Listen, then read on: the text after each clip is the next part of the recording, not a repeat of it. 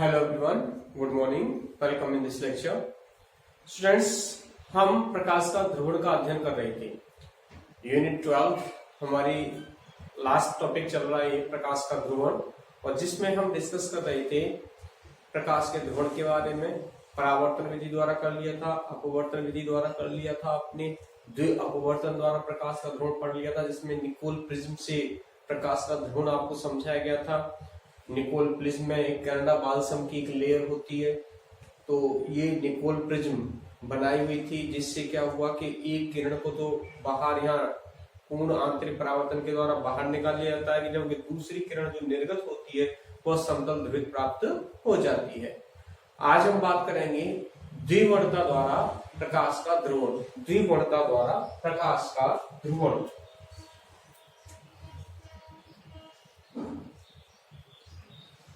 द्विवर्णता द्वारा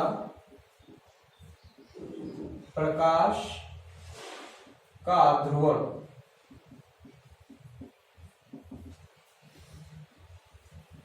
देखिए इसमें क्या है, द्विवर्णता द्वारा प्रकाश का किरण।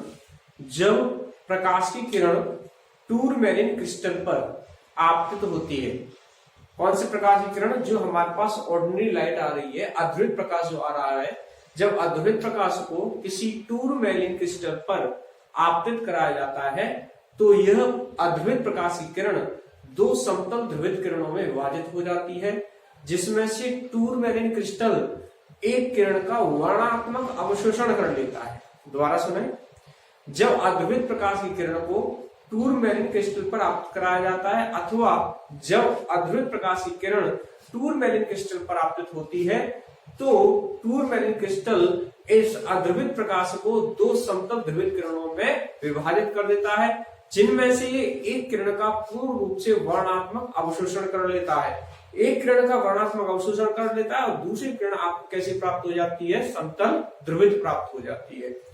द्विवर्णता, यही द्विवर्णता है। द्विवर्णता का सिद्धांत है कि जब टूरमैलिन क्रिस्टल पर अध्रुवित प्रकाश की किरण आपतित होती है तो टूरमैलिन क्रिस्टल सर्वप्रथम इसे दो समतल ध्रुवित किरणों में विभाजित कर देता है, जिनमें से एक किरण का पूर्ण रूप से वर्णात्मक अवशोषण कर लेता है और दूसरी किरण हमें समतल ध्रुवित प्राप्त हो जाती है।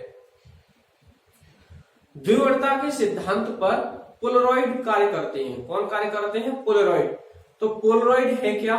पोलरॉइड एक प्रकाश का ध्रुवण प्राप्त करने की सस्ती और एक व्यापारी विधि है। पोलरॉइड प्रकाश का ध्रुवण करने के लिए एक ऐसी युक्ति है जिसके द्वारा प्रकाश का ध्रुवण किया जाता है। यह एक सस्ती और व्यापारी विधि है प्रकाश का ध्रुवण प्राप्त करने की।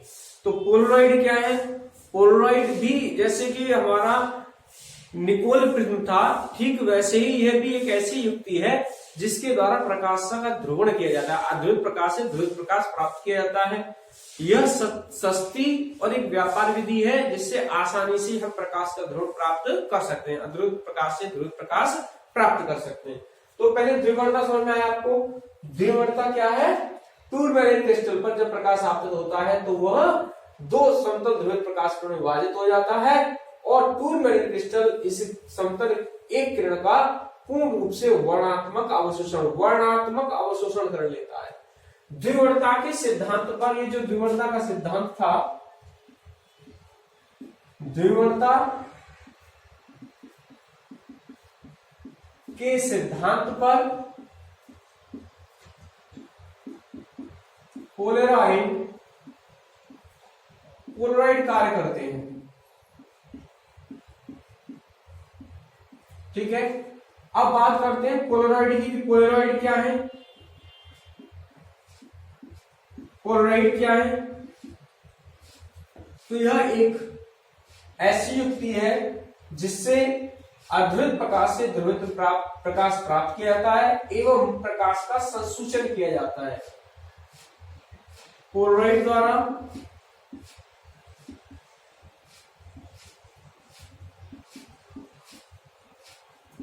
अध्रुवित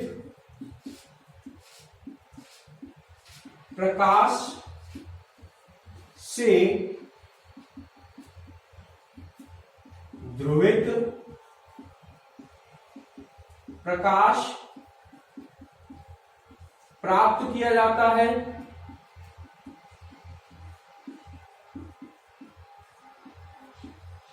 एवं पोलेराइड द्वारा प्रकाश का संसूचन भी किया जाता है।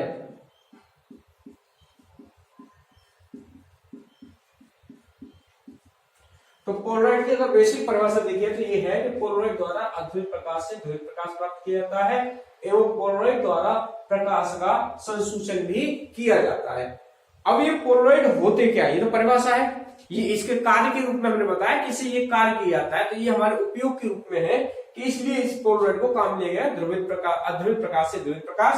और प्रकाश किस प्रकार का है, ध्रुवित है, अध्रुवित है, आंशिक ध्रुवित है, क्या है, ये पोलराइड से हम बता सकते हैं कि कोई प्रकाश हमारा ध्रुवित है, अध्रुवित है अथवा आंशिक ध्रुवित है, ये हम पोलराइड से बता सकते हैं।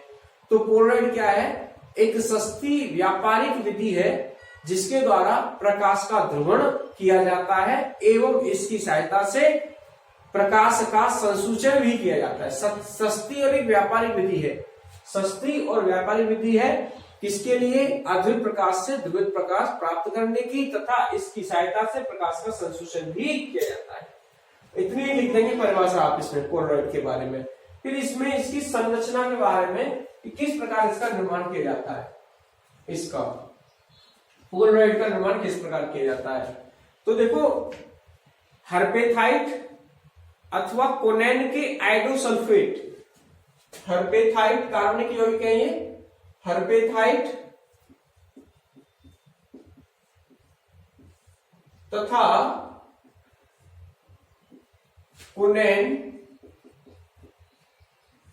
हर्पेथाइट या कोनेन के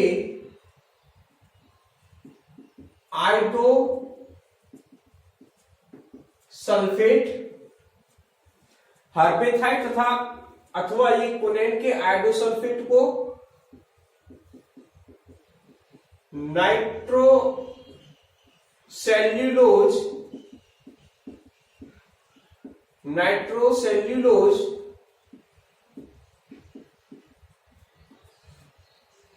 पर, नाइट्रोसेल्यूलोज की पतली परत पर इस प्रकार फैला दिया जाता है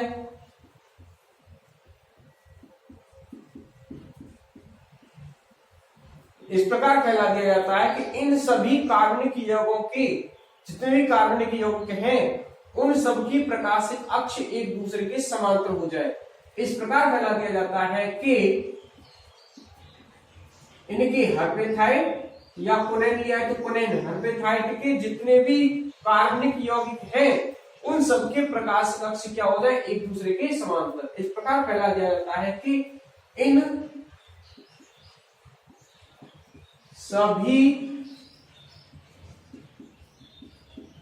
कार्बनिक यौगिकों के प्रकाशिक अक्ष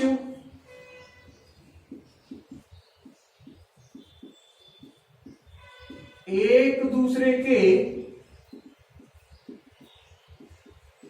समांतर हो जाएं। फिर इसे ये जो हमने नाइट्रोसेल्यूलोज की परत पर फैलाया है, इनको की पतली परत फैलाया था, इसको फिर इसे दो पारदर्शी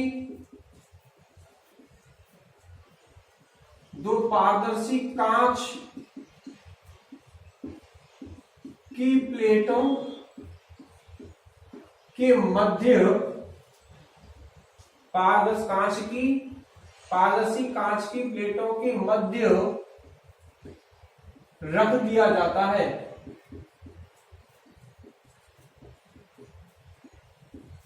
इस प्रकार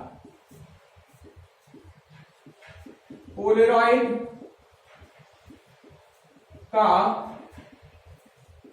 निर्माण किया जाता है।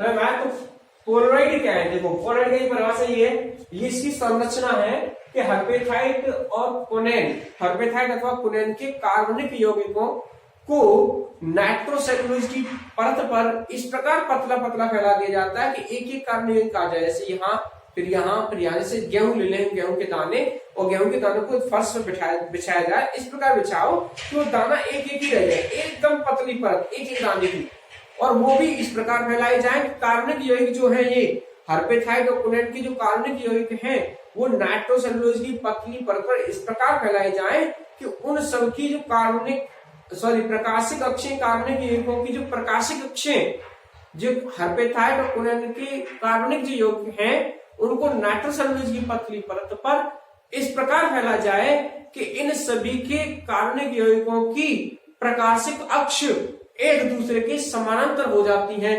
तब इस व्यवस्था को, ये जो हमने परत बनाई थी, इसको पारदर्शी तो कांच की प्लेटों के मध्य रख दिया जाता है, और ये व्यवस्था क्या कहलाती है, पोलराइड, या इस प्रकार पोलराइड का क्या होता है, निर्माण। तो क्या किया गया, हर्पेथाइट अथवा कोनेन के आइडोसल्फेट को नाइट्रोसेलुलोज की परत पर इस प्रकार फैला दिया जाता है कि इन सभी के कार्बनिक यौगिकों की प्रकाशिक अक्ष एक दूसरे के समांतर हो जाए। पुनः इस व्यवस्था को दो पारदर्शी कांच की प्लेटों के मध्य रख दिया जाता है। इस प्रकार पोलराइड का निर्माण होता है। भाषा में पोलराइड के बारे में, तो पोलराइड क्या है, सस्ती व्यापारिक विधि है अध्रुवित प्रकाश से ध्रुवित प्रकाश प्राप्त करने के लिए, तथा यह प्रकाश के संसूचन करने में भी काम आती है। ठीक है, अब ये कार्य किस प्रकार करती है वो डायग्राम के थ्रू हम समझेंगे यहाँ पे कि पोलराइड जो है वो किस प्रकार से कार्य करते हैं। ठीक है,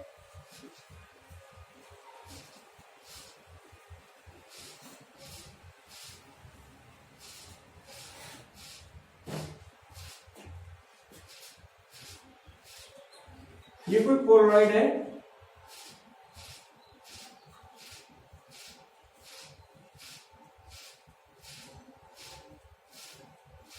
इस पर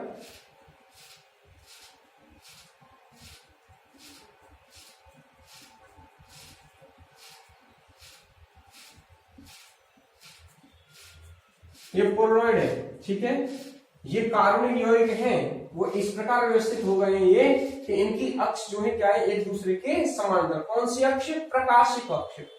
अब इस पर जब अध्रुवित प्रकाश की किरण आपतित होती है, तो अध्रुवित प्रकाश की किरण को यदि हम आपतित कराएं यहां,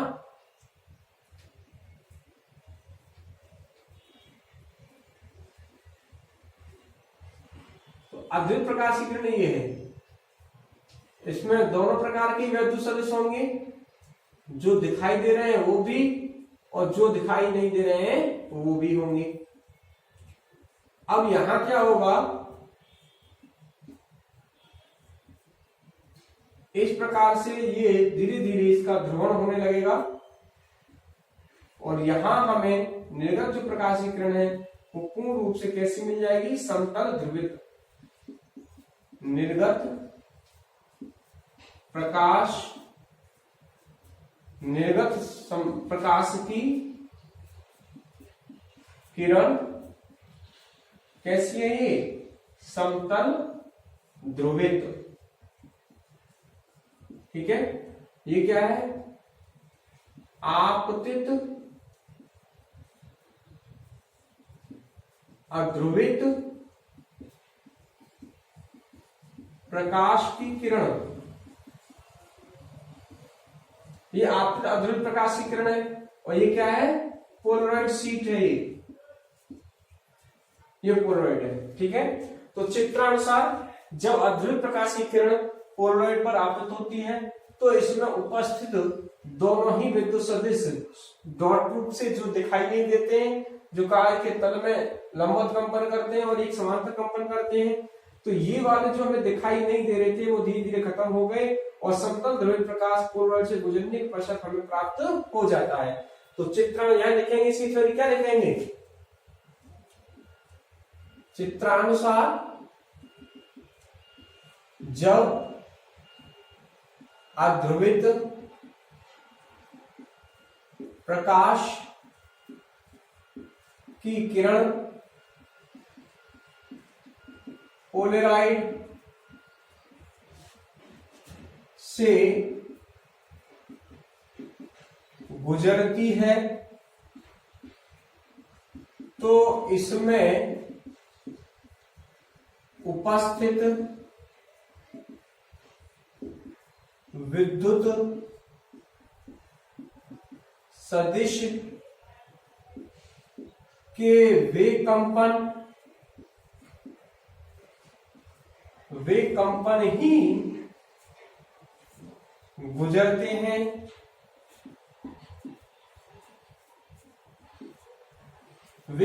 ही गुजरते हैं जो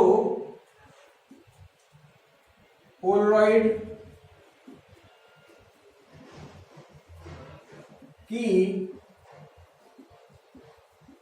प्रकाशिक अक्ष के समांतर होते हैं। तो जो मतलब पोलराइड की कौन सी प्रकाशिक अक्ष बनेगी, जो सबके सब कार्बनिक यौगिकों की थी वही पोलराइड की प्रकाशिक अक्ष होगी।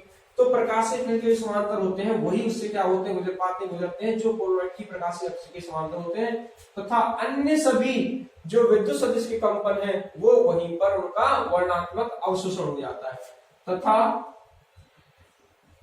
अन्य विद्युत सदिश कंपनों का यह वर्णात्मक अवशोषण कर लेता है। ठीक है, अब इसके उपयोग लिख लेंगे। उपयोग क्या है? पहला तो उपयोग यही है, अध्रुवित प्रकाश से ध्रुवित प्रकाश प्राप्त करने में। अध्रुवित प्रकाश से ध्रुवित प्रकाश प्राप्त करने में। सेकंड पॉइंट है इसका, ये तो अध्रुवित प्रकाश से ध्रुवित प्रकाश प्राप्त करने में। सेकंड पॉइंट है इसका, प्रकाश का संसूचन करने में।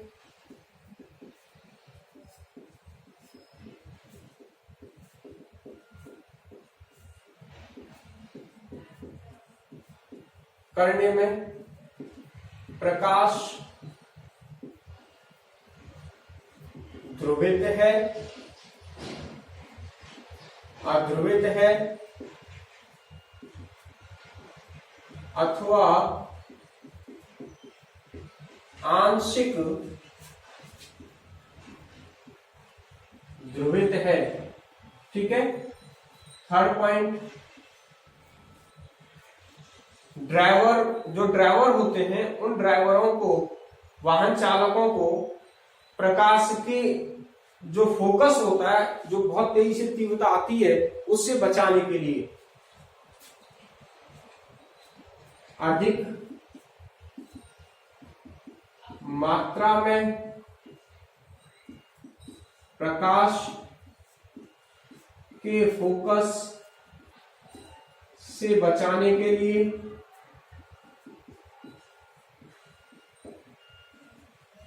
किया जाता है।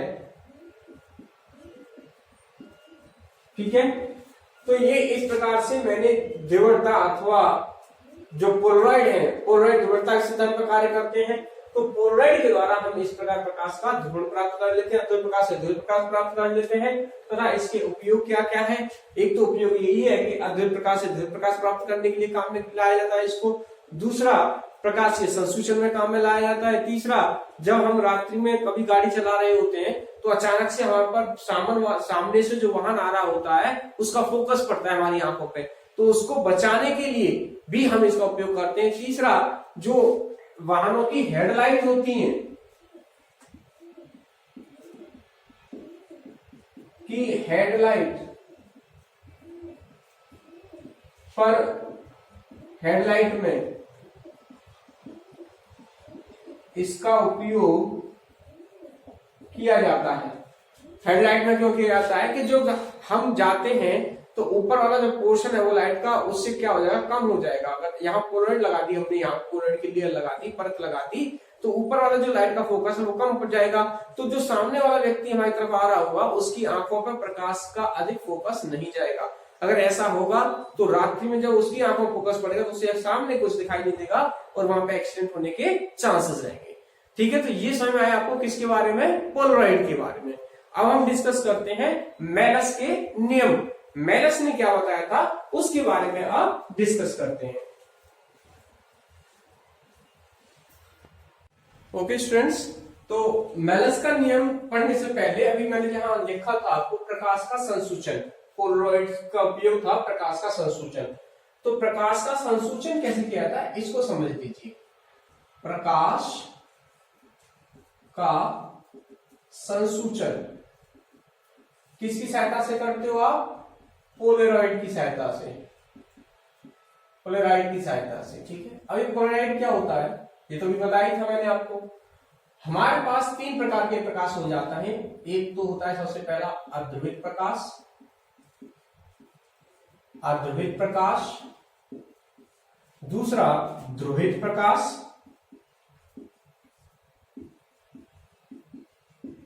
ध्रुवित प्रकाश, और तीसरा होता है आंशिक ध्रुवित, आंशिक ध्रुवित। मतलब यह आंशिक ध्रुवित होता है। ठीक है, तो ये प्रकाश कितने प्रकार का है, तीन प्रकार का, अर्धवृत्त प्रकाश, ध्रुवित प्रकाश और आंशिक ध्रुवित। इसकी पहचान कैसे की जाती है ये अब आपको यहाँ पोलराइड की सहायता से बताया जाएगा। देखो पोलराइड की दो व्यवस्थाएं देख लो आप पहले। पोलराइड जैसे ये यहां हम पोलराइड बना देते हैं कि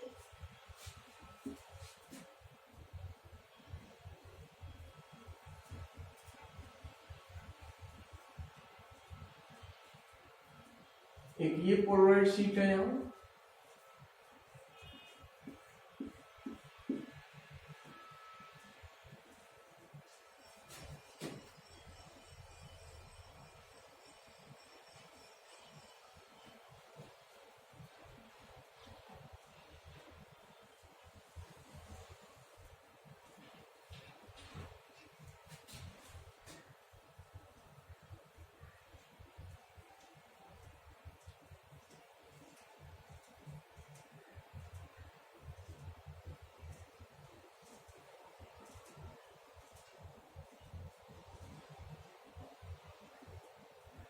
ये दो पोलराइड बनाए जा रहे हैं यहाँ पे। एक पोलराइड से बना दी पोलराइड शीट और एक ही है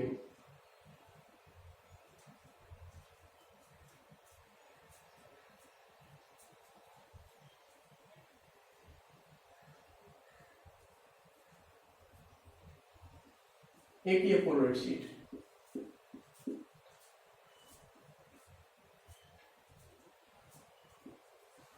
ये क्या है, ये प्रकाशिक अक्ष है। ये वाला क्या है, ये प्रकाशिक अक्ष, इसको पोलराइड बोलते हैं। जिस पर अर्धवृत्त प्रकाश आपतित होता है उसे बोला जाता है पोलराइड। इस पर अर्धवृत्त प्रकाश आपतित हो रहा है, दिखाई दे रहा है ना। ये मैंने अर्धवृत्त प्रकाश बना दिया यहां, तो ये अर्धवृत्त प्रकाश अथवा ऐसे दिखा सकते थे हम, ऐसे। ये भी क्या है, अर्धवृत्त प्रकाश आपतित हो रहा है। तो जिस शीट पर ये आपतित हो रहा होता है वो तो होता है पोलराइड, और जिसके द्वारा हम इसको देखते हैं वो होता है विश्लेषक। विश्लेषक इसको कहते हैं विश्लेषक। ये पोलराइड और ये विश्लेषक होता है। तो दो होते हैं, जिस पर आपतित होता है उसको पोलराइड कहते हैं, और एक होता है विश्लेषक। अब देखिए इनकी दोनों की प्रकाशिक अक्ष, दोनों की किस किस की, यदि ध्यान रखना इसी को, यदि पोलराइड तथा विश्लेषक की प्रकाशिक अक्ष एक दूसरे के समांतर होती हैं,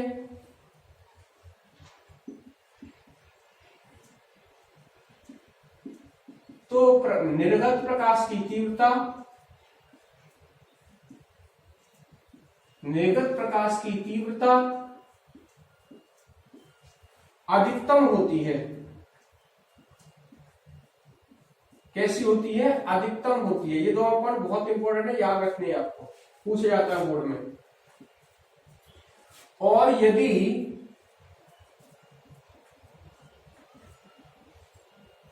दोनों की प्रकाशिक अक्ष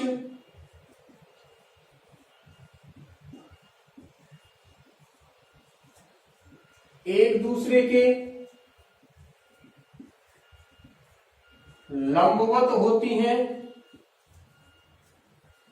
एक दूसरे की कैसे होती हैं? लंबवत होती हैं, तो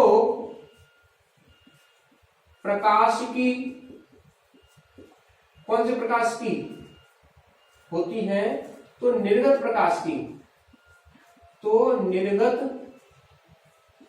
प्रकाश की तीव्रता न्यूनतम होती है। न्यूनतम मतलब कितनी? शून्य होती है। अब ध्यान दो, जैसे कि ये प्रकाश आपतित जो हो रहा है, इसकी तीव्रता मान लो यहां आपतित प्रकाश की तीव्रता, आपतित प्रकाश की तीव्रता मान लो I0 है। तो यहां पहले पोलराइड से जो, ये तो अध्रुवित प्रकाश था, अध्रुवित प्रकाश की तीव्रता होगी यहां जो I डैश है, उसका मान क्या होगा? I0/2। I डैश होगी कितनी? I0/2। ध्यान दो, ये आपतित प्रकाश है। आपतित प्रकाश जब पोलराइड पर से गुजरेगा तो उसकी तीव्रता ठीक कितनी हो जाती है? आधी हो जाती है।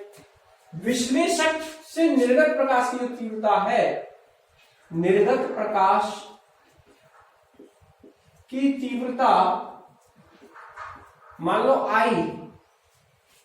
I है, तो ये वाली तीव्रता मेलस के नियम के द्वारा निकाली जाती है कि निर्गत प्रकाश की तीव्रता क्या होगी। मेलस ने बताया था इसमें कि यदि दो पोलराइड हो और उनके प्रकाशिक अक्षों के मध्य, दोनों प्रकाशिक अक्षों के मध्य पोलराइड तथा विश्लेषक की प्रकाशिक अक्षों के मध्य थीटा कोण बन रहा है, तो निर्गत प्रकाश की तीव्रता उनके मध्य बने कोण की कोज्या के वर्ग के समानुपाती होती है। मतलब ये इनके मध्य बने कोण के अगर थीटा है तो ये क्या होगी? I समानुपाती होती है cos स्क्वायर थीटा। तो यहां से I हो जाएगा, ये यहां से नियतांक होगी I0/2 cos स्क्वायर थीटा। इस प्रकार से निकाली जाती है। दोनों थीटा क्या है? यहाँ दोनों प्रकाशिक अक्षों के मध्य बना कोण है। बात समझ में आ रही है? तो थीटा ये बोली जाती है समांतर व्यवस्था जब थीटा क्या हो? 0। थीटा 0 का मतलब प्रकाशिक अक्ष समांतर हो, प्रकाशिक अक्ष दोनों की क्या हो? एक दूसरे के समांतर यदि होती है तब तो वहां हमें तीव्रता अधिकतम मिलेगी। तो इसे कहते हैं समांतर व्यवस्था। जब दोनों पोलराइड तथा विश्लेषक के प्रकाशिक अक्ष एक दूसरे के समांतर होते हैं, समांतर व्यवस्था बोलते हैं। और इस समय जो निर्गत प्रकाश की तीव्रता होती है वो क्या होती है? अधिकतम होती है। ठीक है, और वो कितनी होगी? I0/2। जितनी यहां मिलती है उतनी वहां पर प्राप्त हो जाएगी। दूसरा एक और होती है क्रॉसित व्यवस्था। क्रॉसित व्यवस्था कब होती है? कि एक का समांतर दिखाएं, एक का प्रकाशिक अक्ष दूसरे के प्रकाशिक अक्ष के लंबवत होता है। पोलराइड का प्रकाशिक अक्ष विश्लेषक के प्रकाशिक अक्ष के लंबवत हो, अथवा इसका रिवर्स हो, मतलब विश्लेषक का प्रकाशिक अक्ष पोलराइड के प्रकाशिक अक्ष के लंबवत हो, तो इस व्यवस्था को कहते हैं क्रॉसित व्यवस्था। क्या कहते हैं इसको? क्रॉसित व्यवस्था। और इस अवस्था में निर्गत प्रकाश की तीव्रता 0 प्राप्त होती है। दो व्यवस्था समझ में आई। समांतर व्यवस्था कब होती है? जब दोनों के प्रकाशिक अक्ष एक दूसरे के समानांतर होते हैं। जैसे इसका भी यही है तो दूसरे का भी ऐसे ही है, दोनों में प्रकाश के एक ही रेखा में एक दूसरे क्या है, समांतर है, इस प्रकार से है। तो ये समांतर व्यवस्था है, इसमें निर्गत प्रकाश की तीव्रता अधिकतम होती है। दूसरा क्रॉसिंग व्यवस्था ये है, एक का तो ऐसे है अक्ष प्रकाश कक्ष और दूसरे का प्रकाश कक्ष इस प्रकार है, एक दूसरे के लंब होते हैं। तो इस समय जो निर्गत प्रकाश मिलेगा विश्लेषक से जो आपको प्रकाश मिलने वाला है उसकी तीव्रता क्या होगी, शून्य। तो दो ध्यान रखना, पोलराइड की दो व्यवस्थाएं, एक समांतर व्यवस्था एक क्रॉसिंग व्यवस्था। बोर्ड एग्जाम पूछा था 1 मार्क्स का क्वेश्चन इससे। पोलराइड की समांतर व्यवस्था में प्रकाश की तीव्रता अधिकतम प्राप्त होती है, कितनी होगी, I0/2 होगी, थीटा 0 रखेंगे यहाँ और लंबवत थीटा 90 रखने पर कितनी मिल जाएगी, I0/2। ये मैनस ने बताया था इसके बारे में, ठीक है। तो मैनस के नियम की तो चर्चा करेंगे हम, पहले उससे पहले हम अध्रुवित प्रकाश और ध्रुवित प्रकाश और आंशिक प्रकाश की पहचान करना सीखे कि किस प्रकार हम पहचान कर सकते हैं कि अध्रुवित प्रकाश है आपके पास या ध्रुवित प्रकाश है अथवा आंशिक ध्रुवित प्रकाश है, ठीक। तो हम कैसे पहचान करेंगे कि प्रकाश अध्रुवित है। जब कोई प्रकाश हमारे पास जो आ रहा है जिसका संसूचन करना है उसको पोलराइड पर गिराया जाए, किस पर गुजारा जाए, पोलराइड से गुजारा जाए और पोलराइड से घुमाने पर निर्गत प्रकाश की तीव्रता में कोई भी परिवर्तन नहीं आए।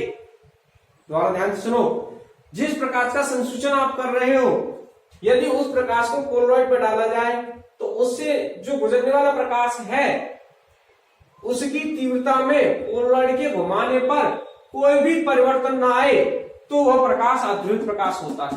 क्यों, क्योंकि यहाँ पर सारे विद्युत सदिश उपस्थित होंगे तो कोई सी भी व्यवस्था होगी, चाहे समांतर, चाहे तो उसकी प्रकाश समांतर हो उसके लंबवत हो, तो सारे विद्युत सदिश के कंपन उपस्थित है, वहां हर दिशा में कंपन कर रहे होंगे। देखो ऐसे ये विद्युत सदिश की कंपनों की दिशाएं हैं तल में अनंत होगी। तो यहां जब पोलराइड रखा जाएगा तो क्या होगा कि जैसे जैसे पोलराइड को घुमाया जाएगा तो अभी ये वाला गुजर रहा है तो पोलराइड घूमेगा, फिर ये गुजर जाएगा, फिर ये गुजरने लगेगा, फिर ये गुजरने लगेंगे। तो यहां जो निर्गत प्रकाश है, निर्गत प्रकाश की तीव्रता में कोई परिवर्तन नहीं होता है, कोई परिवर्तन नहीं होता है अध्रुवित प्रकाश में। और यदि ध्रुवित प्रकाश है तो ध्रुवित प्रकाश में तो एक ही प्रकार के कंपन होंगे। वो कौन से होंगे, या तो इस पोलराइड की अक्ष के समानांतर वाले होंगे या लंबवत वाले होंगे, ठीक है। तो जब ध्रुवित प्रकाश में ऐसे होंगे कंपन, या तो ये होंगे केवल ये होंगे, अथवा या वैसे प्रकाश रखा जाएगा पोलराइड से गुजारा जाएगा तो यहां क्या होगा, निर्गत प्रकाश की तीव्रता पोलराइड के घुमाने पर 2 बार शून्य व 2 बार अधिकतम। देखिए ध्यान दें, जब ध्रुवित प्रकाश अगर आपको हो रहा है पोलराइड पे तो पोलराइड को तो घुमाओगे, या तो ऐसा होगा ये समांतर होंगे तो निकल ही रहा होगा, और लंबवत होगा तो शून्य होगा। तो पोलराइड को जैसे से घुमाओगे तो पहली चीज तो प्रकाश की तीव्रता में बदलाव आएगा, परिवर्तन होगा, और इस स्थिति में प्रकाश की तीव्रता 2 बार तो शून्य प्राप्त होगी, आपको एकदम अंधेरा दिखाई देगा, और 2 बार आपको एकदम चमक दिखाई देगी, उजाला दिखाई देगा, यानी अधिकतम तीव्रता होगी। 2 बार प्रकाश की तीव्रता अधिकतम प्राप्त होगी और 2 बार न्यूनतम प्राप्त होगी, तब वो प्रकाश कैसा है, ध्रुवित प्रकाश है। अध्रुवित में कोई परिवर्तन नहीं होगा, पोलराइड को घुमाने पर, इसको घुमाने पर 2 बार शून्य मिलेगी और 2 बार अधिकतम प्राप्त होगी। आंशिक ध्रुवित प्रकाश क्या है, आंशिक ध्रुवित प्रकाश वो है कि जब आप पोलराइड को घुमाओ तो प्रकाश की तीव्रता में तो परिवर्तन आए, लेकिन ना तो वो अधिकतम प्राप्त हो ना ही वो शून्य प्राप्त हो। मतलब पोलराइड को घुमाने पर प्रकाश की तीव्रता परिवर्तित हो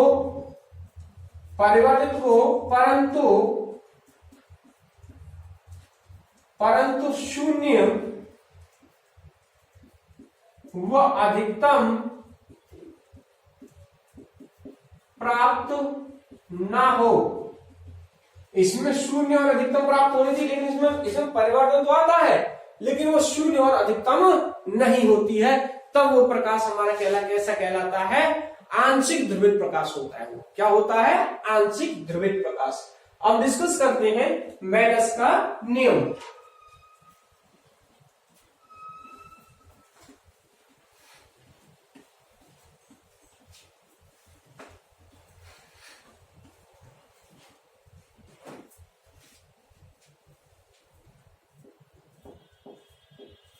मेलस का नियम। देखो मेलस का नियम में क्या था, परिभाषा आप बुक से नोट कर लेना, बुक में दे रखी है परिभाषा। मेलस ने क्या कहा था, यदि पोलरॉइड तथा विश्लेषक की प्रकाशिक अक्षों के मध्य कोण थीटा है, तो निर्गत प्रकाश की तीव्रता इन दोनों की अक्षों के मध्य बने कोण की कोज्या के वर्ग के समानुपाती होती है। और यहां से मिलता है हमें ये I0/2 cos square theta. Theta तो वो है यहां, I0 क्या है? I0 है आपतित प्रकाश की तीव्रता। I0 क्या है? आपतित प्रकाश की तीव्रता है। थीटा क्या है? कोण है। तो इस आधार पर पोलरॉइड, ये जो मेलस का नियम था, मेलस का नियम बहुत इंपॉर्टेंट है कोड के लिए, ध्यान रखना है इसको, कि मेलस ने बताया कि यदि पोलरॉइड तथा विश्लेषक की प्रकाशिक अक्षों के मध्य कोण बना कोण थीटा है, तो विश्लेषक से निर्गत प्रकाश की तीव्रता उन दोनों की अक्षों के मध्य बने कोण की कोज्या के वर्ग के समानुपाती होती है। अर्थात I ∝ cos थीटा, यहाँ कांस्टेंट आ जाता है, ये I0/2 और I0 क्या है? आपतित प्रकाश की तीव्रता। आपतित किस पर? पोलरॉइड पर जो आपतित हुआ है उसके प्रकाश की तीव्रता है ये। अब वो क्वेश्चन देखेंगे यहाँ पे हम, मेलस के नियम पर आधारित क्वेश्चंस देखें।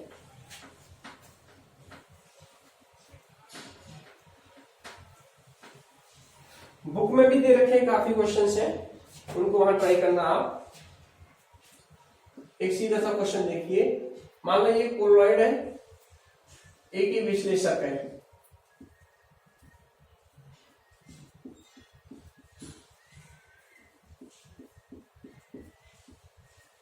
ठीक है। दोनों की प्रकाशिक अक्षों के मध्य, यानी ऐसे कहते क्रॉसित व्यवस्था, क्रॉसित व्यवस्था है ये। कैसी व्यवस्था है? क्रॉसित व्यवस्था। क्रॉसित व्यवस्था का मतलब क्या है? थीटा क्या है? 90 अंश, ठीक है। यहां आपको प्रकाश की तीव्रता उसने दे दी, मान लो I0, ठीक है। यहां आपसे पूछा है कि निर्गत प्रकाश की तीव्रता क्या होगी, तो निर्गत प्रकाश की तीव्रता क्या होगी इस केस में? क्रॉसित के केस में थीटा 90 दे दिया, तो मेलस के नियम से I बराबर होगा I0/2 cos स्क्वायर थीटा, और थीटा कितना है? 90, तो I बराबर I0/2 cos स्क्वायर 90, cos 90 का 0, तो ये क्या होगी? 0। निर्गत प्रकाश की तीव्रता क्या है? 0। जब क्या है? क्रॉसित व्यवस्था, लंबवत है दोनों की अक्षें। और यदि ये नहीं होता, क्रॉसित व्यवस्था नहीं होती, मान लो इसको हटा दिया जाए, मान लो थीटा उसने दे दिया एक दूसरे के मध्य 60 अंश है, ठीक। तो निर्गत प्रकाश की तीव्रता, तो निर्गत प्रकाश की तीव्रता इस स्थिति में ज्ञात करते तो यहाँ 60 डिग्री आ जाता, 60 डिग्री। cos 60 का मान कितना होता है? ये तो I0/2 आता, cos 0 होता, cos 60 होता है 1/2, और 1/2 का होल स्क्वायर करते आप, तो निर्गत प्रकाश की तीव्रता हो गई I0/2 इंटू 1/4, ये होगी I0/8, ठीक है। तो इस प्रकार से निर्गत प्रकाश की तीव्रता है। कभी कभी अनुपात पूछ लेता है कि आपतित प्रकाश की तीव्रता का निर्गत प्रकाश की तीव्रता से अनुपात क्या होगा। ठीक है, आपतित प्रकाश की तीव्रता कितनी थी, I0 और बट्टे I0/8। ठीक है, तो अब ये क्या होगी यहां से, तो इसको लिख सकते हो I0/1 और ये हो गया I0/8, तो I0 से I0 कट गया, 8 ऊपर चला जाएगा तो 8 ऊपर चला जाएगा ये सबसे, तो ये हो गया 8:1। आपतित प्रकाश की तीव्रता का निर्गत प्रकाश की तीव्रता से, मतलब आपतित प्रकाश जो वो 8 गुना है तीव्रता में और निर्गत प्रकाश 8 गुना कम है। निर्गत प्रकाश आपतित प्रकाश की तीव्रता से कितना कम है, 8 गुना कम है। तो इस प्रकार से हम ये मेलस के नियम पर आधारित क्वेश्चंस को कर सकते हैं मेलस के नियम की सहायता से। और कुछ क्वेश्चंस देखते हैं हम यहाँ पे।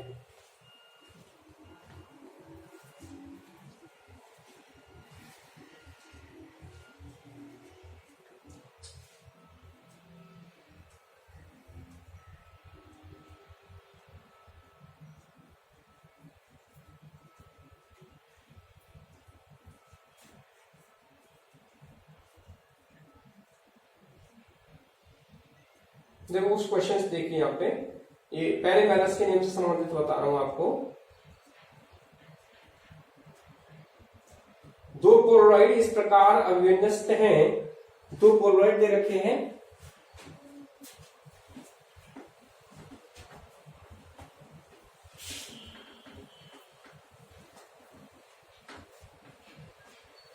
ये एग्जाम्पल है आपकी बुक का 12.17, एग्जाम्पल 12.17। देखो ये क्या कह रहा है, दो पोलराइड इस प्रकार अविन्यस्त है कि उनके तल पर आपतित प्रकाश के लंबवत है, अव्यस्त है कि उनके तल पर आपतित प्रकाश के तल लंबवत हैं। प्रकाश मतलब उनके जो तल हैं, दो पोलराइड इस प्रकार अविन्यस्त है कि उनके तल आपतित प्रकाश के लंबवत है। उनके तल क्या है, आपतित प्रकाश के लंबवत, जो तल है ना जैसे शीट, ये तो ऐसे आपने हो रहा होगा प्रकाश, ठीक है, लंबवत है और इनके संचरण अक्ष परस्पर 30 अंश कोण पर है। तो आपतित प्रकाश, आपतित अध्रुवित प्रकाश का पारगमित होने वाला कितना अंश होगा। तो देखो ये क्या कह रहा था, ये ऐसे कह रहा है, देखो कि दो पोलराइड है,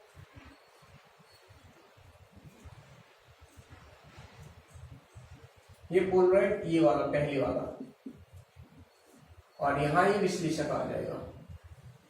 आप अच्छे से डायग्राम बनाएगा, ये विश्लेषक आ गया। अब इन दोनों की अक्षों के मध्य का कोण तो दिया उसने 30 अंश, ये कहा है, इसने पूछा है आपसे, तो अध्रुवित प्रकाश का पारगमित होने वाला कितना हो, अंश कितना होगा। अध्रुवित प्रकाश का पारगमित होने वाला अंश कितना है।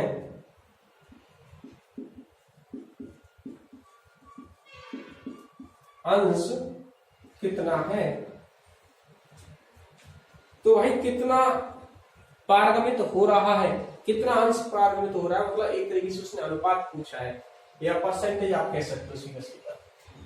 तो कैसे निकालें, कुछ इसने बड़ी कहानी नहीं कही है, इसने थोड़ा घुमाया कि जो प्रकाश आपतित हो रहा था, जैसे ये यहाँ पे मेरी ये जो हथेली है, ये हमारा पोलराइड है, तो इसके तल के लंबवत प्रकाश की किरण आपतित हो रही है। मतलब क्या है कि ये जो प्रकाश की किरण है एकदम समानांतर आई, तो ये निकल के गई यहाँ पे। मान लो ये I0 है यहाँ पे प्रकाश की तीव्रता, तो यहां रह जाएगा ये I0/2, ठीक है। अब इन दोनों के मध्य कोण बना है कितना, 30 अंश, दोनों के मध्य कोण कितना है, 30 अंश। तो अब यहां से पारगमित प्रकाश की तीव्रता ज्ञात कर सकते हो, उसके आधार पर हमें बताना है यहाँ पे कि कितना अंश उससे गुजर गया है और कितना नहीं गुजरा। तो ये हम ज्ञात कर सकते हैं आसानी से। देखें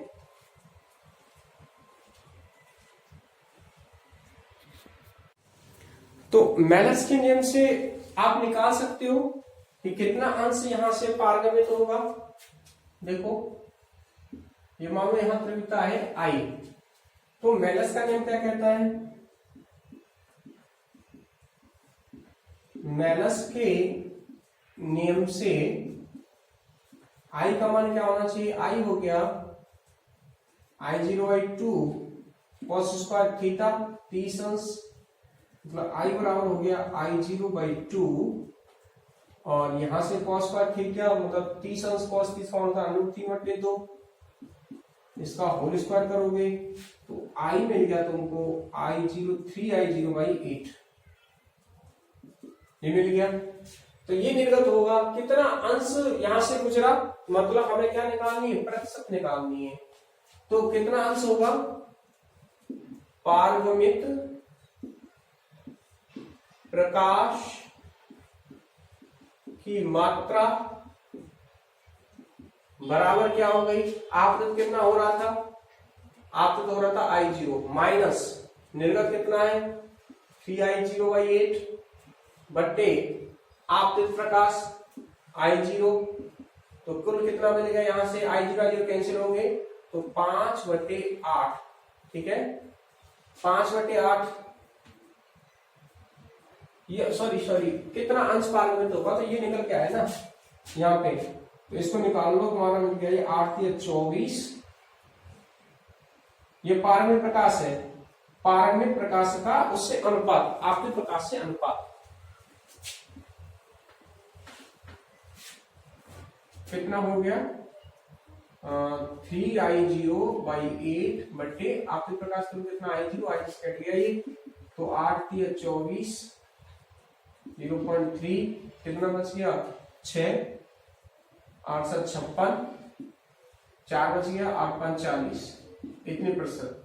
अगर परसेंट में करोगे 100 का गुणा करना पड़ेगा आपको उसमें, तो ये आ जाएगा × 100 करके, तो 37.5%, इतना अंश प्रकाश का क्या होगा, निर्गत होगा। इस प्रकार से हम ज्ञात कर सकते हैं। एक और इसका एग्जांपल है नेक्स्ट, जैसे 12.18, उसमें क्या कह रहा है कि जब इन दोनों को समांतर अवस्था में रखा जाता है तो निर्गत प्रकाश की तीव्रता उससे प्राप्त होती है I0, ठीक है।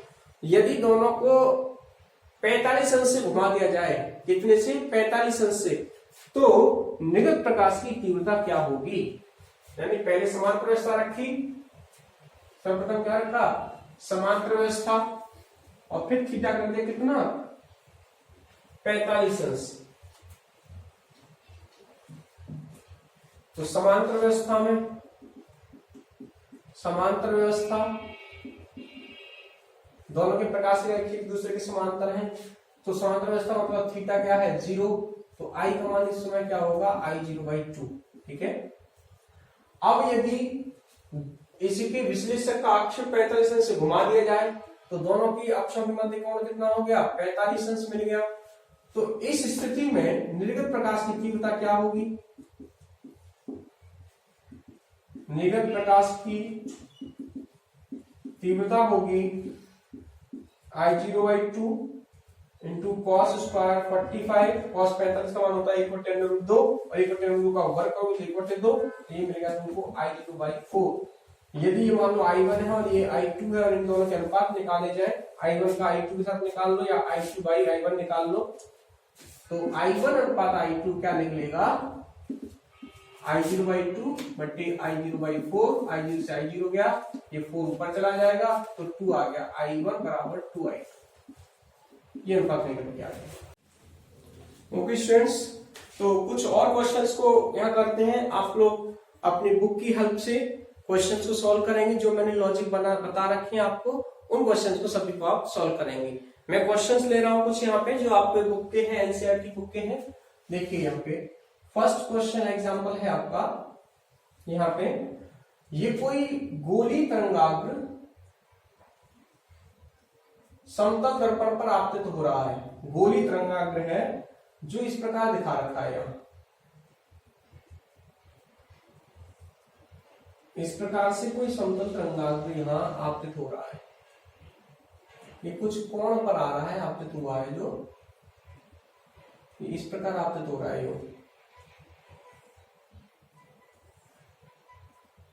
ठीक है, ऐसे आपतित हो रहा है, कोई समतल तरंगाग्र सॉरी गोलीय तरंगाग्र समतल दर्पण पर आपतित हो रहा है। तो उसने परावर्तित तरंगाग्र पूछा है, क्या पूछा है, परावर्तित तरंगाग्र, और 4 ऑप्शंस दिए हैं उसने। पहला ऑप्शन क्या दिया है, देखो पहला ऑप्शन दिया है उसने ऐसे ऐसे जैसे आ रहा था ना, ठीक वैसे ही उसको उसने भेज दिया है वापस से इस प्रकार से, पहले ऑप्शन में। ठीक है, दूसरे ऑप्शन में क्या कह रहा है, दूसरे में देखो ये डायग्राम बनाया उसने, अब ये इस प्रकार से ये दिखाया हुआ है बी ऑप्शन। सी ऑप्शन में क्या कह रहा है, सी ऑप्शन में कह रहा है इस प्रकार से ये सी ऑप्शन है, और डी ऑप्शन में बना दिया उसने समतल तरंगाग्र के रूप में इसको न्यू परावर्तित। मतलब देखो ये गोलीय तरंगाग्र है, समतल दर्पण पर आपतित हो रहा है, तो इस प्रकार से इसको परावर्तित होना चाहिए। सबसे पहले क्या है, तो ये सबसे आगे निकल जाना चाहिए। ठीक है, तो ये तो क्या है, ये तो गलत है, ये तो आपको दिखाई दिया परावर्तन तो इस दिशा में होगा, ये आप ऐसे होगा तो परावर्तित होगा, तो इसमें क्या किया, जैसे आपतन था वैसे दिखा दिया, तो ये क्वेश्चन, ये तो आंसर गलत हो गया बिल्कुल। दूसरा आंसर चेक करते हैं, अब वो इसने क्या किया, सीधा दिखा दिया, जबकि आपतन ऐसे होना चाहिए था, परावर्तन ऐसे होगा उसी कोण पे। ठीक है, वो भी एक तो ये चीज गलत है, इसकी परावर्तन इस दिशा में होना चाहिए, यूं जाना चाहिए, जो कि सीधा दिखा रहा है। ये दूसरा, ये सबसे पहले आगे टकरा रहा है ये वाला हिस्सा, तो ये सबसे दूर होना चाहिए, जबकि इसने ये पहले दिखा दिया यहाँ पे, तो ये ऑप्शन गलत है। देखो ये ऑप्शन सही है, क्यों सही है, तो आपतन की दिशा परावर्तन दिशा दोनों सही है, ये ऐसे आपतन हुआ, इसका परावर्तन हुआ होगा।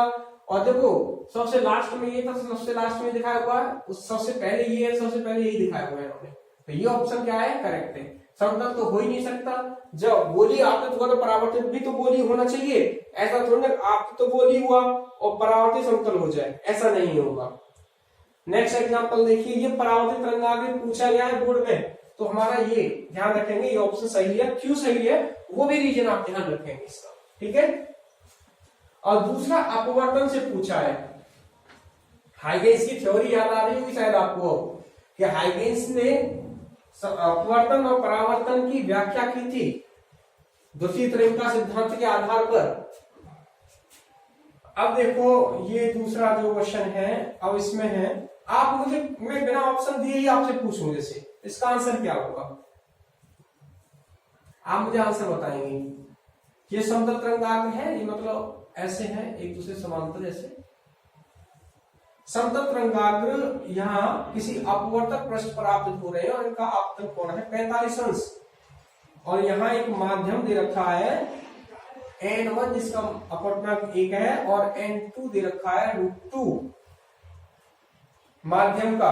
ठीक है, ये जो अपवर्तक पृष्ठ है इसका √2 दे रखा है। तो उसने क्या पूछा है,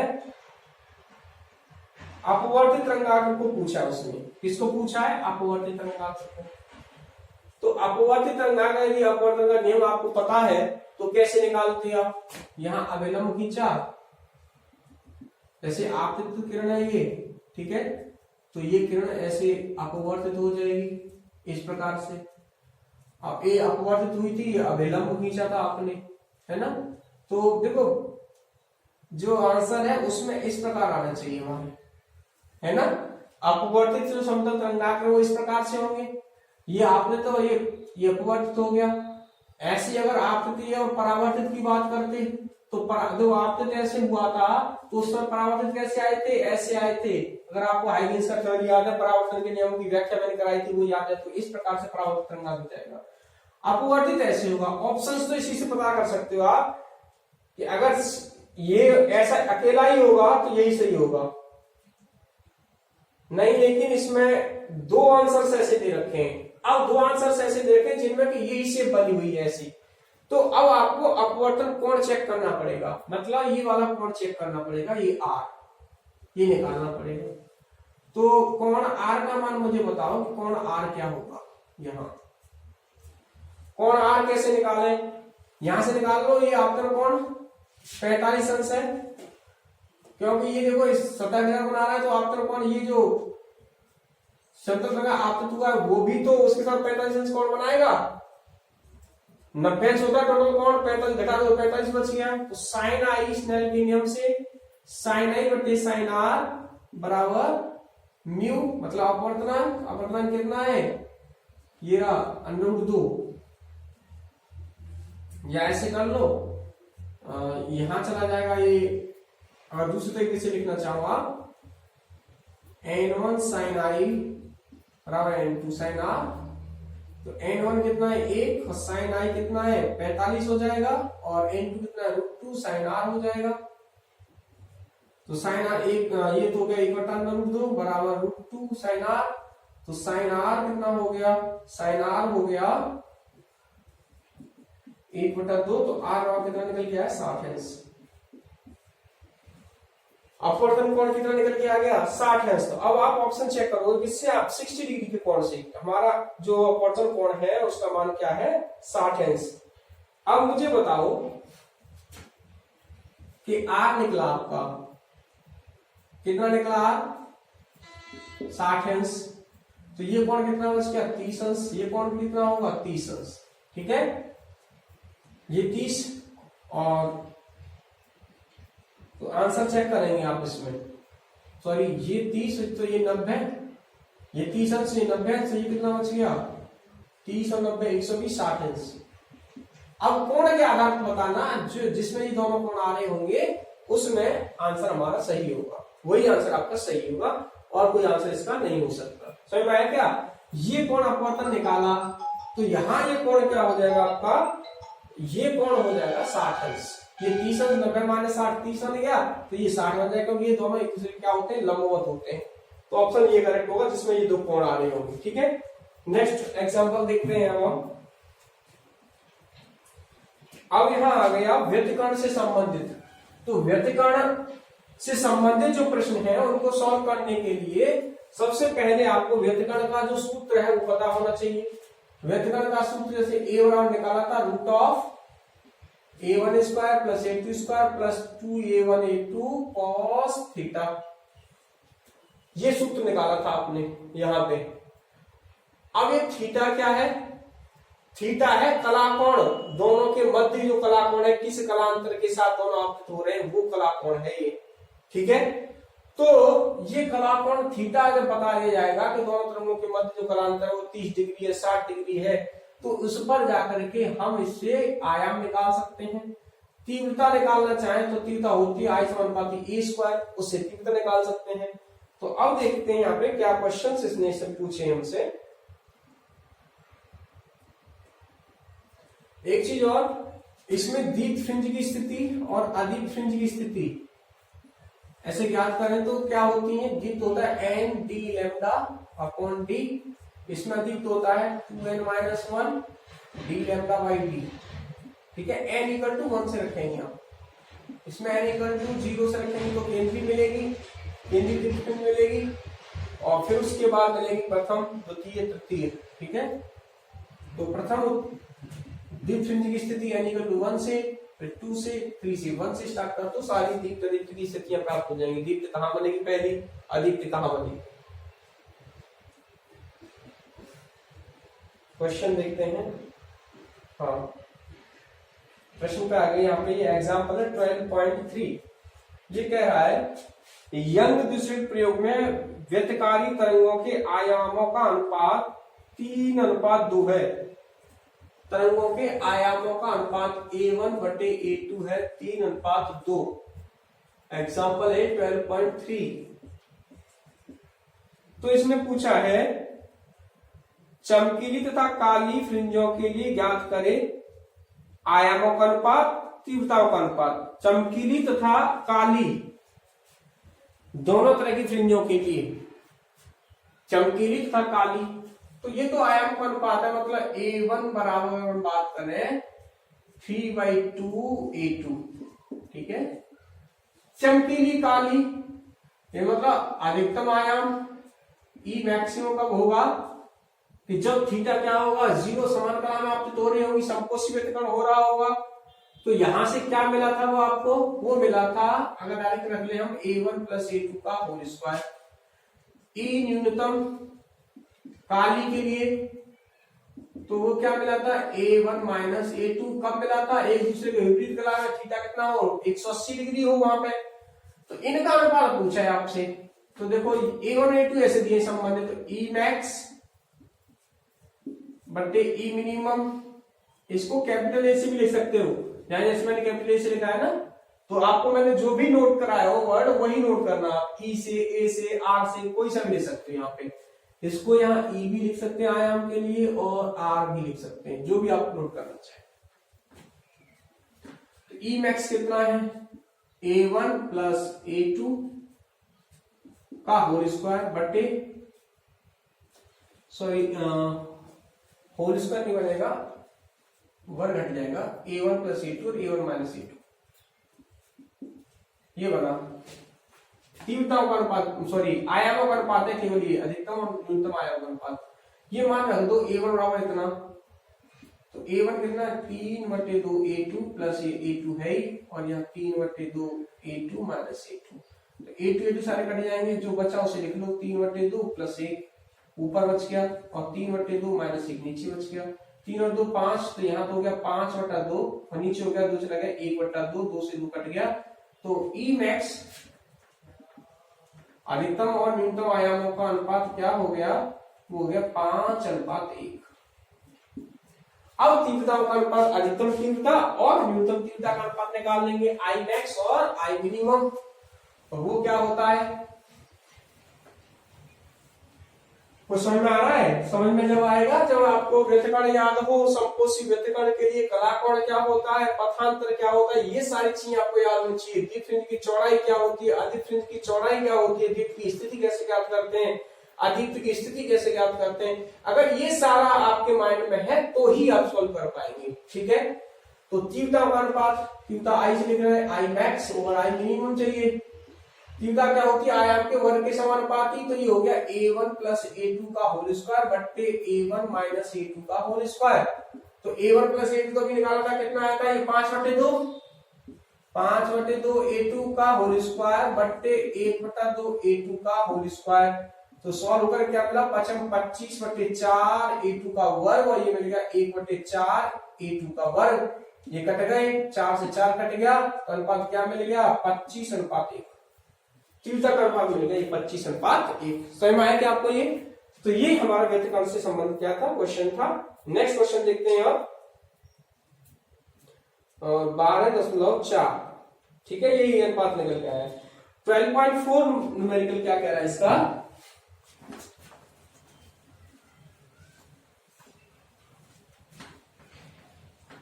अभी मैं व्यतिकरण वाले सारे क्वेश्चंस कर रहा हूं, आपको विवर्तन भी, विवर्तन से संबंधित जो भी क्वेश्चंस हैं वो सारे उसी से रिलेटेड हैं, उसी तरीके से हैं, लेकिन स्थितियां एक दूसरे के भिन्न होती हैं। वहां उच्चिष्ट और निम्निष्ट की स्थितियां होती हैं, और उच्चिष्ट की और निम्निष्ट की जो स्थितियां हैं वो एकदम बदली हुई है। कैसे, जो उच्चिष्ट की स्थिति है उसके लिए स्थिति होती है ये 2n-1 d lambda by D, ये उच्चिष्ट की है, और निम्निष्ट की जो स्थिति होती है वो होती है n d lambda upon D.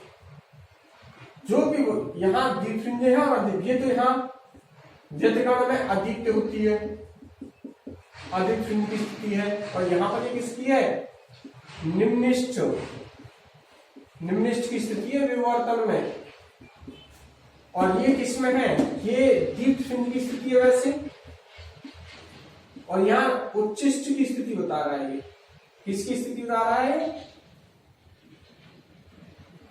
ये किसकी स्थिति है, विवर्तन में ये उच्चिष्ट की स्थिति है, सॉरी उच्चिष्ट की स्थिति विवर्तन में, और ये दीप्त है, यहां ये हो गई निम्निष्ठ की स्थिति। ठीक, चलो न्यूमेरिकल प्रॉब्लम देखो। अब न्यूमेरिकल क्या कह रहा है आपसे, अच्छा सा प्यारा सा न्यूमेरिकल, यंग के दूसरे प्रयोग में दो स्लेटों के मध्य की दूरी, तो ये एग्जांपल 12.4, स्लेटों के मध्य की दूरी डी से लिखते हो, और डी दे रखा है इसने 0.2 मिलीमीटर।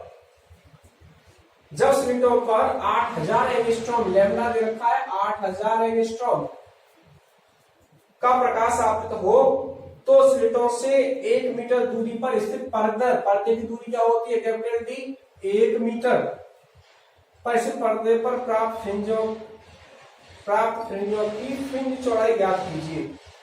जो फ्रिंज चौड़ाई होती है चाहे तो दीप्ति की निकालो चाहे दीप्ति की निकालो, मैंने बताया था सॉल्यूशन में आपको बीटा और बीटा डैश दोनों बराबर होते हैं जिसका मान होता है डी लैम्डा बाई डी, ये होता है ना डी लैम्डा अपॉन डी। तो डी लैम्डा अपॉन डी सारी पता है आपको, केवल मीटर में चेंज कर लो इसको, मिलीमीटर है तो 2 गुणा 10⁻⁴ मीटर हो गया ये, बस मान रख दो।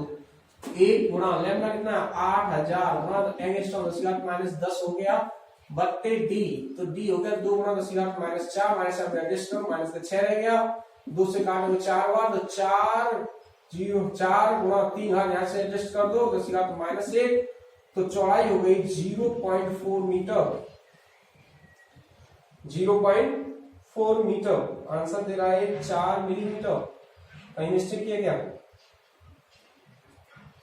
हाँ सॉरी, ये 3 होगी तो घात यहाँ से 3 रह गई, ये वाली 3 रह जाएंगी, 3 रहेगी तो ये अभी जो आया ये आएगा 0.4 इतने मीटर आ गया, या ये आपका आ गया मिलीमीटर में देंगे तो 0.4 मिलीमीटर, या सॉरी 4 इतना मीटर है ये और ये 4 मिलीमीटर आंसर हो गया। एक यार का भाग देते हैं सीधा सीधा, इस तरीके से लिख सकते हैं, चौड़ाई ये निकल के आ गई। नेक्स्ट क्वेश्चन यही आंसर है। नेक्स्ट देखिए, यंग के दूसरे प्रयोग में दूसरा उदाहरण देखें।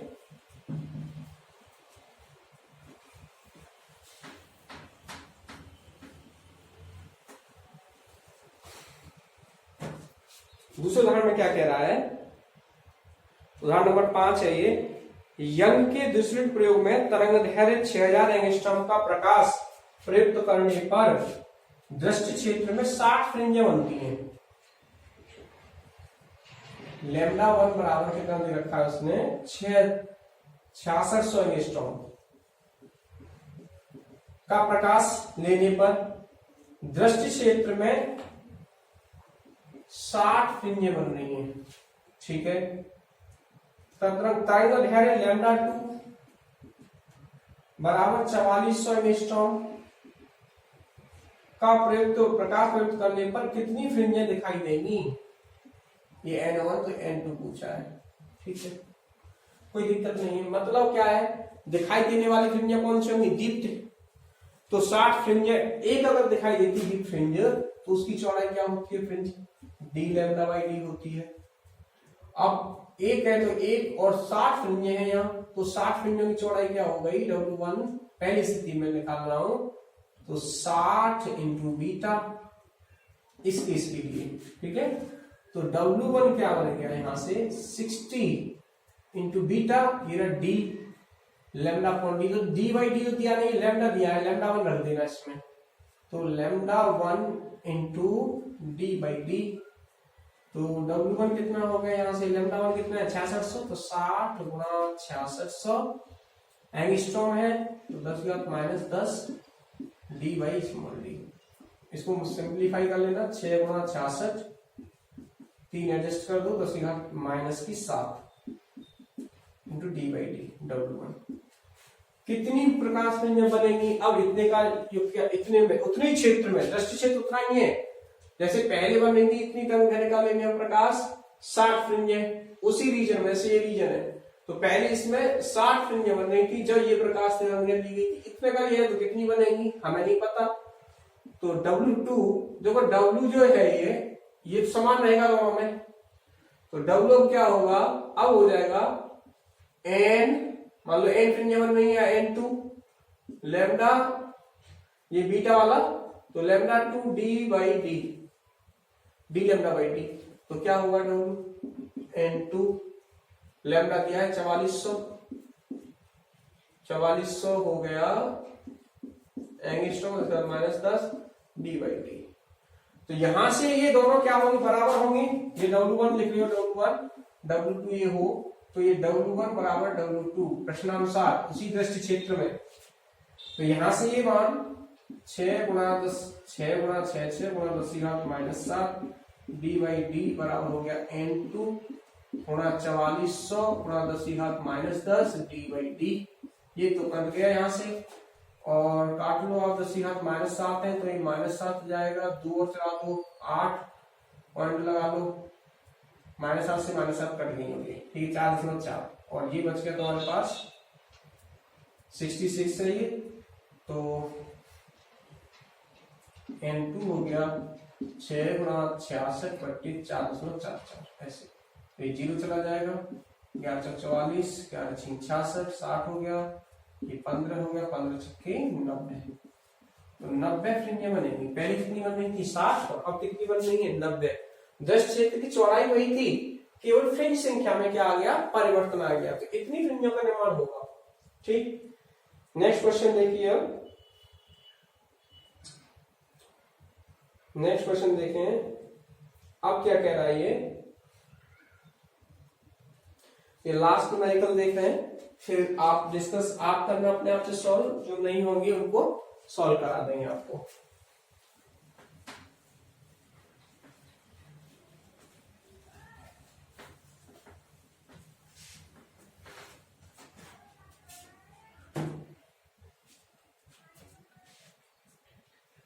अब ये कह रहा है एक द्विवर्णी प्रकाश जिसमें 6200 एंगस्ट्रॉम, द्विवर्णी प्रकाश है मतलब प्रकाश की तरंग है 2 है, एग्जाम्पल है ये 12.6, λ1 दे रखा है, एक तो 6200 एंगस्ट्रॉम और एक λ2 दे रखा है 4800 एंगस्ट्रॉम की तरंगदैर्घ्य उपस्थित है। यंग दूसरे प्रयोग में व्यतिकरण उत्पन्न करने में काम आ रहा है। स्लिटों के मध्य पार्थक्य मतलब मध्य की दूरी दे रखी है d 2 मिलीमीटर, 2 × 10⁻³ मीटर हो गया, तथा स्लिटों तथा पर्दे के मध्य की दूरी कैपिटल D दे रखा है 1 मिलीमीटर। ठीक है, केंद्रीय उच्च से वह न्यूनतम दूरी क्या होगी जहां दोनों तरंगदैर्घ्य के कारण बनने वाली चमकीली फ्रिंजें संपाती होंगी।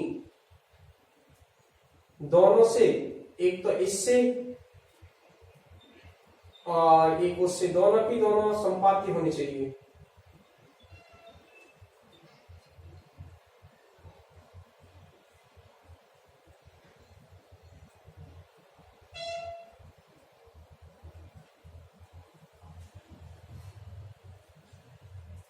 तो दूरी संपाती मतलब उच्चिष्ट बन रही है दोनों की दोनों की दीप्त फ्रिंजें, संपाती मतलब दोनों एक ही जगह बन रही होंगी।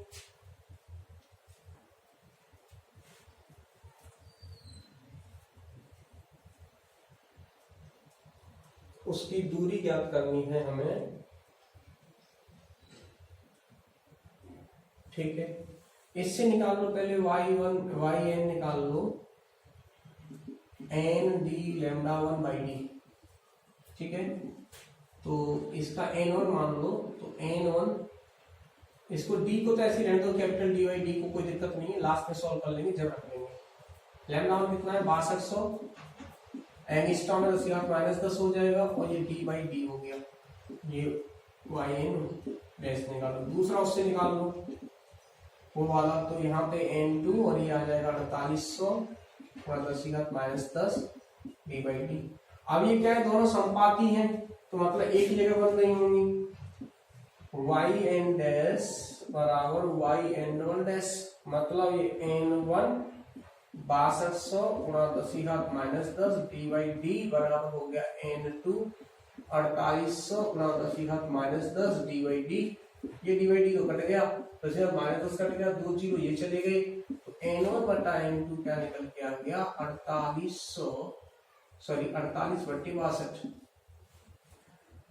काट लो, अगर कट जाए तो 4 × 4 4 दूनी 8 और 4 × 4 4 के 12, n1 बटा n2 बराबर आ गया 12/13। मतलब क्या है कि 12वीं और 13वीं इनसे जो बन रही होगी वो क्या होगी, संपाती होगी। तो 12 फ्रिंज की स्थिति याद कर लो, पहले वाली की तो 12वीं फ्रिंज की स्थिति होगी वो, ठीक है, वहां से दूरी हो जाएगी, और दूसरी वाली की कौन सी होगी, 13वीं होगी। तो ये तो आ रहा है रेशियो n1 बटा n2, तो मान क्या आ रहा है 12/13 मतलब क्या है, n1 तो 12 है, 12 में भी दीप्ति बन रही है, और n2 कौन सी बन रही है, 13 में। तो निकाल के देख लेते हैं, देखो आंसर क्या होता है।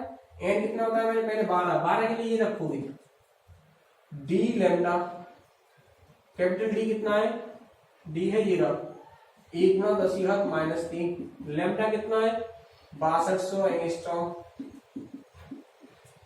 बटे डी, डी है 2×10⁻³ -3 से -3 ये गया, 2 से 6 बार गया, इनको यहाँ एडजस्ट करो, 6200 ये 8 रह गई, और 6 दूनी 12 और 6 दूनी 36 और 37, 10 की घात कितनी रह गई वहां पे रहेंगी -8 ये स्थिति है 372 गुणा 10 की घात 8 कितनी दूरी पर है। आंसर देखें एक बार,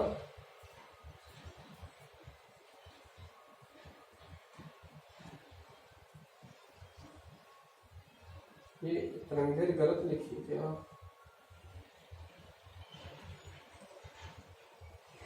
इन्होंने थोड़ा डेटा अलग यूज कर लिया, इन्होंने 4800 4200 यूज किया हुआ है, जो कि गलत है। हमारा आंसर ये सही है,